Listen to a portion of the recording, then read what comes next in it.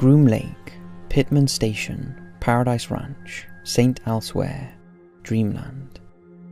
While it's known by many names, it's perhaps best known simply as Area 51, and few places in the world have generated as much speculation and interest as this remote base located in the Nevada desert.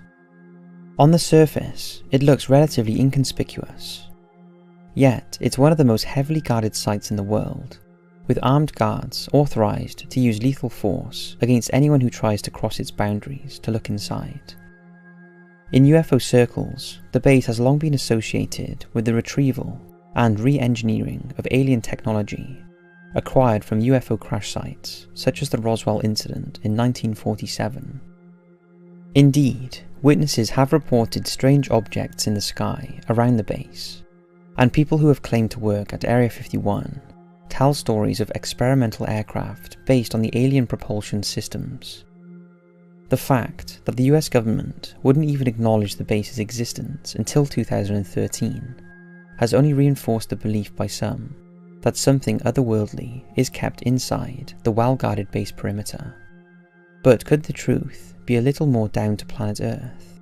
In recent years, more and more information about the history of the base and its role in the Cold War standoff between East and West has come to light, and could go some way to explaining why the base has garnered such a reputation. From advanced spy aircraft to captured enemy fighters and early research into the stealth aircraft, Area 51 has quietly waged the technology war against American enemies for over 60 years. Groom Lake, upon which Area 51 is built, is a barren salt lake in the Nevada desert, and has been the scene of intermittent lead and silver mining between the late 19th century to the early 1950s. The flat and hard terrain made it ideal for use as an airstrip, and in 1942, as the US geared up for World War II, a base was established with two crossing, unpaved runways named Indian Springs Air Force Auxiliary Field. Indian Springs remained open until 1947, and after a brief period where mining in the area resumed, Groom Lake became barren once again. In the meantime, the Allies, who had been victorious during World War II, were now staring suspiciously at one another across the so-called Iron Curtain, and the Cold War was heating up. Both the US and the Soviet Union began a modernization of their armed forces to face one another, and the US needed to know just how advanced and extensive the Soviet weapons program was. Spy satellites were over a decade away, and so the US government therefore turned to the Lockheed Aircraft Corporation to develop a long-range, high-altitude reconnaissance aircraft that could spy on the Soviet Union. The design team for the new aircraft was headed up by the legendary aircraft designer Kelly Johnson, who is considered to be one of the greatest minds in aviation history. His department at Lockheed, known affectionately as the Skunk Works, developed an incredible aircraft that was capable of flying in excess of 70,000 feet, well above what Soviet fighter planes could fly at the time.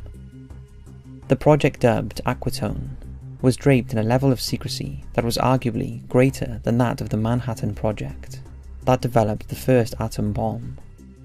Paperwork surrounding the project was not stamped as secret, so if they were ever lost or misplaced, nobody would know it was a secret document, and would likely dismiss it rather than let curiosity at having a secret document get to them and start reading it.